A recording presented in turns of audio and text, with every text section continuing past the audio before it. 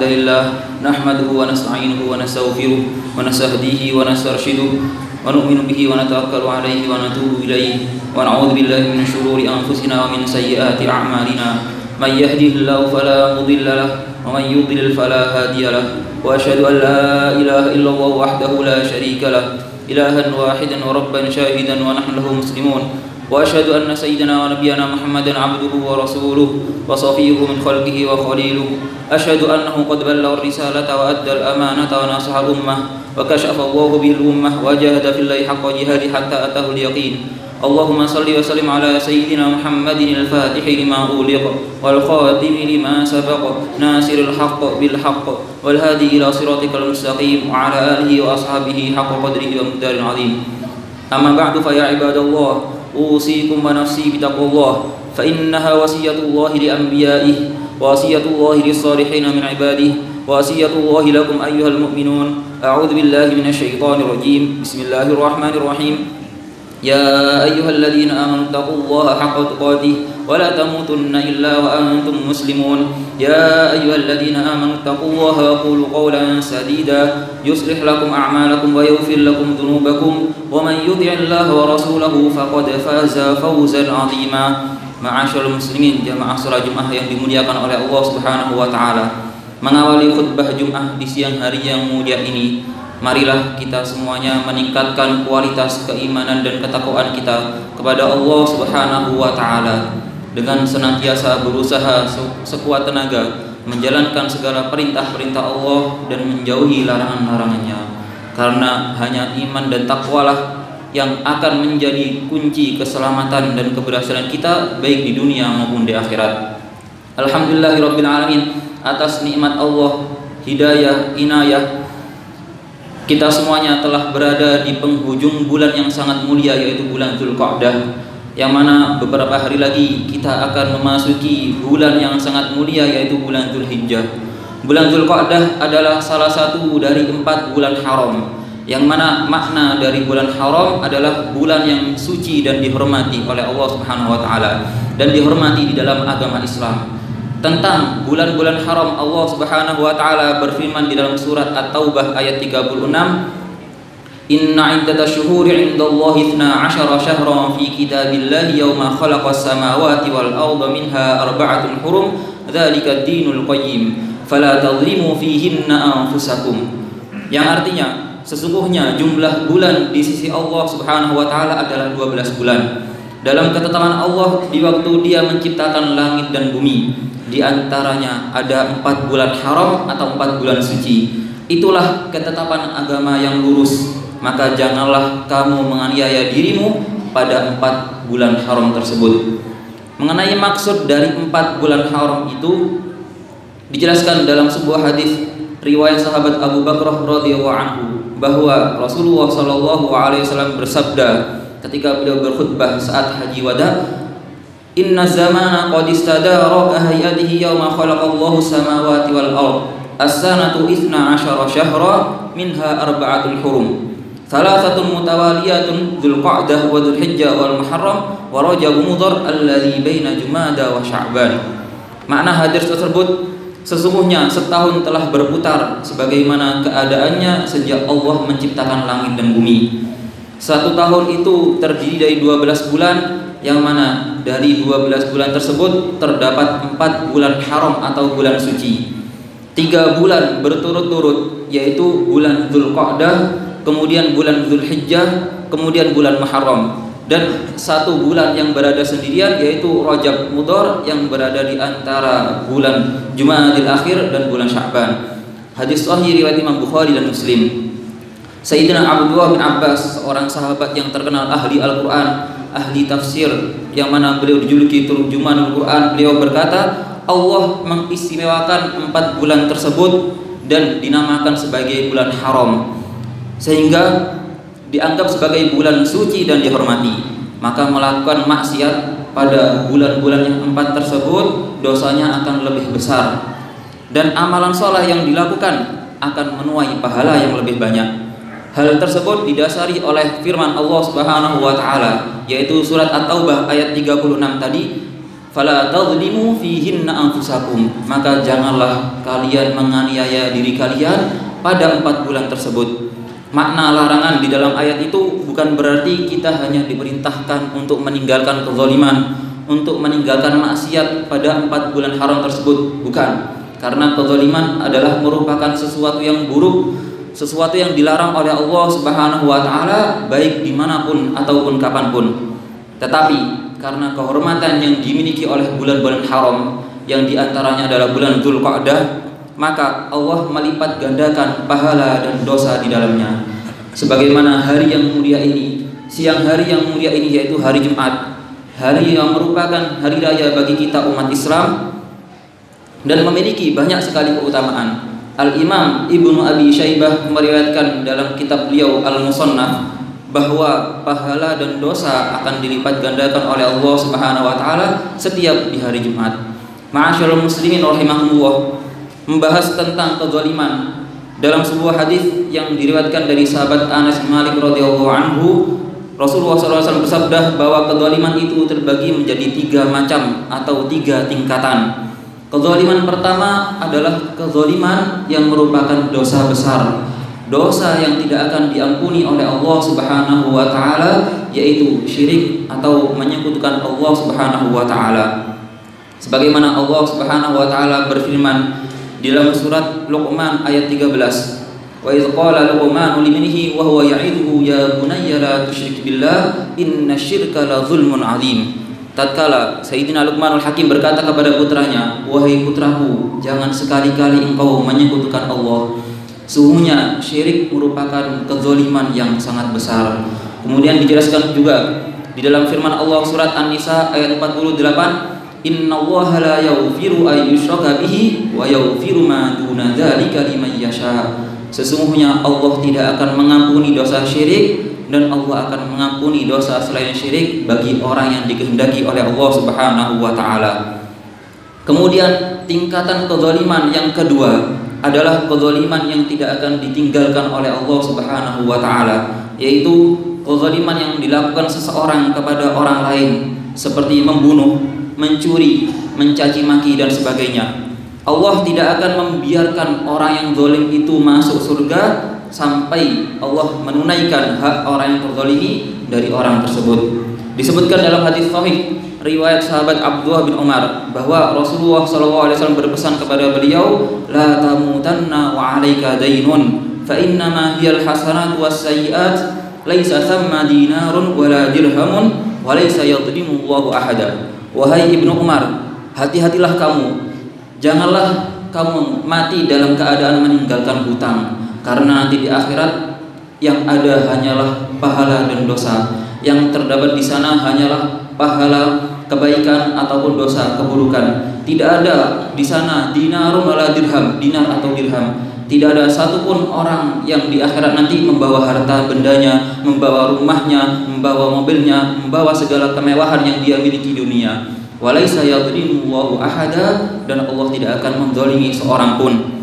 Dan perlu kita ketahui bahwa pada hari tersebut satu kebaikan yang menurut kita kecil sangat berharga sekali bagi kita. Bisa jadi karena satu kebaikan yang kita miliki ini Allah memasukkan kita ke surganya. Bisa jadi ketika ada satu pahala kita yang diambil untuk orang lain, kemudian dosa kita menjadi lebih berat dan akhirnya kita dimasukkan ke neraka. Na'udzubillahi min dzalik. Dan semoga kita semuanya tidak termasuk orang yang pailit, orang yang merugi, muflis, sebagaimana dijelaskan dalam sebuah hadis sahih riwayat sahabat Abu Hurairah radhiyallahu anhu. Suatu ketika Rasulullah bertanya kepada para sahabat, atadruna manil muflis?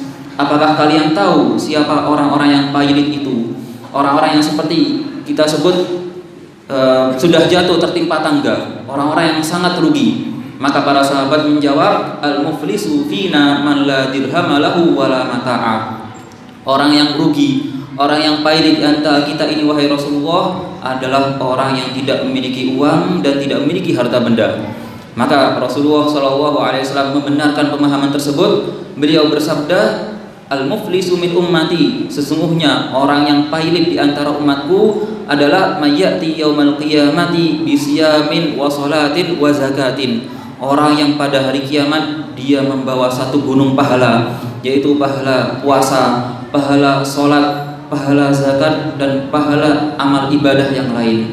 Wa ya'ti wa qad syatama hadza wa zalama hadza wa qatala hadza wa akhadha mala hadza. Akan tetapi dulu ketika dia hidup di dunia, dia sering zalim kepada orang lain. Dia pernah mencaci maki orang lain, dia pernah membunuh orang lain, dia pernah memukul orang lain, dia pernah mengambil harta orang lain. Maka Allah memberhentikan orang tersebut. Allah tidak akan membiarkan, Allah tidak akan mengizinkan orang tersebut masuk surga sampai Allah memanggil orang-orang yang dulu dia zalimi. Kemudian Allah mengambil pahala orang yang zalim itu dan diberikan kepada orang-orang yang dia zalimi dulu di dunia. Sampai tatkala pahala orang tersebut habis, sedangkan masih belum lunas tanggungan kezaliman yang dia miliki, maka Allah mengambil dosa dari orang-orang yang terzalimi dan diberikan kepada orang tersebut. Yang asalnya orang tersebut di hari kiamat membawa beberapa gunung pahala diganti menjadi beberapa gunung dosa, sehingga orang tersebut dimasukkan ke neraka oleh Allah Subhanahu wa taala. Na'udzubillahi min dzalik. Tingkatan kezaliman yang ketiga adalah kezaliman seseorang pada dirinya sendiri, yaitu dengan melakukan maksiat-maksiat, pelanggaran-pelanggaran yang tidak sampai merugikan orang lain, seperti contohnya meninggalkan sholat, puasa, atau melihat sesuatu yang diharamkan oleh Allah Subhanahu wa taala. Karena dengan melakukan maksiat-maksiat tersebut, maka seakan-akan dia memasukkan dirinya ke api neraka. Na'udzubillahi min dzalik. Semoga kita dijauhkan dari maksiat dan dijauhkan dari api neraka. Jika Allah Subhanahu wa taala melarang kita semua untuk menganiaya diri kita pada 4 bulan yang mulia ini, yang diantaranya adalah bulan Dzulqa'dah dan bulan Dzulhijjah, maka tingkatan kezaliman yang lain, yaitu kezaliman kepada orang lain, apalagi kezaliman yang merupakan dosa besar yaitu syirik, juga merupakan sesuatu yang sangat harus kita jauhi pada bulan-bulan yang mulia ini. Ma'asyiral muslimin rahimakumullah, sesungguhnya penghormatan terhadap bulan haram telah ada sejak zaman jahiliyah, sebelum datangnya agama Islam.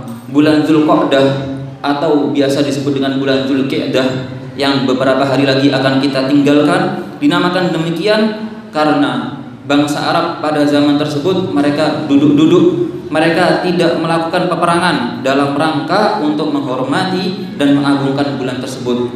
Dzulqa'dah merupakan bulan yang sunyi senyap pada jazirah Arab saat itu, karena biasanya mereka selalu mendengar suara peperangan. Di saat tersebut mereka adalah bangsa yang tak terpisahkan peperangan dari kehidupan mereka. Bahkan dikisahkan oleh para ulama, apabila pada bulan-bulan haram mereka bertemu dengan orang yang telah membunuh ayahnya, orang yang telah membunuh keluarganya, maka mereka tidak akan berani mengusik orang tersebut. Sampai nanti ketika bulan haram berakhir, barulah mereka akan berusaha untuk membalaskan dendam orang tuanya atau membalaskan dendam atas kematian saudaranya.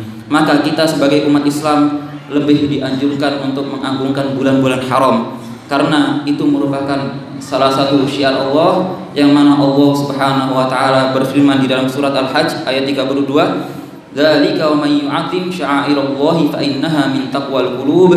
Demikianlah perintah Allah, dan barang siapa yang mengagungkan syiar-syiar Allah, maka sesungguhnya itu merupakan bukti dari ketakwaan hati orang tersebut. Semoga kita semuanya dijadikan orang-orang yang bertakwa. Semoga kita dijaga dari maksiat, baik di bulan-bulan haram ini atau di selain bulan haram. Di hari-hari yang akan datang ini kita selalu dijaga dari maksiat, kita selalu dijaga dari kezaliman. Kita semuanya, keluarga kita, guru-guru kita, orang yang kita cintai, diberi panjang umur, sehat walafiat fi ta'atillah wa ta'ati rasulih. Yang sakit di antara kita semoga disembuhkan oleh Allah, dan yang telah meninggal semoga diampuni dosanya oleh Allah Subhanahu wa taala. Dan mari kita doakan saudara-saudara kita yang akan melaksanakan ibadah haji di tahun ini, semoga mereka senantiasa dijaga oleh Allah Subhanahu wa taala, mulai dari sebelum berangkat sampai ketika di sana, sampai ketika mereka pulang ke tanah air, mereka pulang dengan dalam keadaan sehat walafiat, dengan bawa hajjun mabrur wa sa'yun mashkur wa tijaratul lan tabur. Dan semoga di antara kita yang masih belum diberi kesempatan untuk melaksanakan ibadah haji atau umroh, semoga kita diberi kesempatan oleh Allah Subhanahu wa taala di waktu-waktu di tahun-tahun yang akan datang, dan semoga umur kita semuanya diakhiri dalam keadaan husnul khatimah. Amin ya rabbal alamin. A'udzubillahi minasyaitonir rajim. Bismillahirrahmanirrahim. Wal 'asri innal insana lafi khusrin illa alladziina aamanu wa 'amilus shalihati wa tawashaw bil haqqi wa tawashaw bis sabr. Barakallahu li wa lakum fil Qur'anil 'azim wa nafa'ana wa iyyakum ma fihi minal ayati wa dzikril hakim wa taqabbala minni wa minkum tilawatahu innahu was-sami'ul 'alim. Aqulu qawli hadza wa astaghfirullah 'azim li wa lakum wa li walidina wa li walidikum fastaghfiruhu innahu huwal ghafurur rahim. Allahumma salli wa sallim ala sayyidina Muhammad wa ala ali sayyidina Muhammad. Alhamdulillah hamdan katsiran kama amara wa asyhadu an la ilaha illallah wahdahu la syarika lah irghaman liman jahada bihi wa kafar wa asyhadu anna sayyidana wa nabiyyana Muhammadan abduhu wa rasuluh sayyidul khalaiqi wal bashar. Allahumma shalli wa sallim ala sayyidina Muhammadin jamilul muhayya wal manzar wa ala alihi wa ashabihi al masabihil ghurar. Amma ba'du, fa ya ibadallah usikum wa iyaya bittaqullahi wa ta'ati fala tamutunna illa wa antum muslimun wa alamu ayyuhal ibada anna man ittaqullaha 'asha qawiyya wa sara fi biladillahi amina wa alamu anna Allah amarakum bi amrin bada'a fihi bi nafsihi wa sanna bi malaikatil musabbihati bi qudusihi wa ayyabikum ayyuhal bariyati min jinni wa insi fa qala mukhbiran wa amiran lakum takrima inna Allah wa malaikatahu yusalluna 'alan nabi ya ayyuhalladzina amanu sallu 'alaihi wa sallimu taslima. Allahumma salli wa sallim ala sayyidina Muhammadin nabiyir rahmah wa ala alihi wa ashabihi wa man nasara khususan minhum dzil qadri ali wal maqamil afdali sadatina wa immatina Abi Bakr wa Umar wa Uthman Ali wa ali sibtain najran Abi Muhammadin al-Hasan wa Abi Abdullah al-Husain wa ala ammai nabi khairin nas Abi Umar al-Hamzah wa Abi al-Fadl Abbas wa ala sayyidatina Khadijah al-Kubra wa Fatimah az-Zahra wa Aisyah radhiyallahu wa ala baqiyati azwaj Rasul ajma'in wa ala ashabi Rasul ajma'in wa tabi'in wa tabi'in wa man tabi'ahum bi ihsan ila yaumiddin wa alaina ma'ahum wa fihim bi rahmatika ya arhamar rahimin. Allahumma ighfir للمسلمين والمسلمات والمؤمنين والمؤمنات الأحياء منهم والأموات إنك سميع قريب مجيب الدعوات ويا قاضي الحاجات ويا غافر الذنوب والخطيئات برحمتك يا أرحم الراحمين. اللهم انصر من نصر الدين واخذل من خذل المسلمين. اللهم أصلح من في صلاحه صلاح الإسلام والمسلمين وعجل بهلاكه من في هلاكه صلاح الإسلام والمسلمين. اللهم ولي علينا خيارنا واصرف عنا أشرارنا واجعل ولايتنا في من خافك واتقاك واتبع رضاك يا رب العالمين. اللهم إنا نعوذ بك من جهد البلاء ودرك الشقاء وسوء القضاء وشماتة الأعداء وعضال الداء وخيبة الرجاء. اللهم ادفع عنا الولاء والبلاء والفحشاء والمنكر والفتن ما ظهر منها وبطن عن بلدنا هذا خاصة وعن بلدان المسلمين أجمعين عامة برحمتك يا أرحم الراحمين. اللهم إنا نسألك العفو والعافية والمعافاة الدائمة في الدين والدنيا والآخرة. ربنا آتنا في الدنيا حسنة وفي الآخرة حسنة وقنا عذاب النار. عباد الله إن الله يأمر بالعدل والإحسان وإيتاء ذي القربى وينهى عن الفحشاء والمنكر والبغي يعظكم لعلكم تذكرون فاذكروه العظيم يذكركم واشكروا عليه يزدكم واسألوا من فضله يأتكم ولذكر الله أكبر والله يعلم ما تصنعون.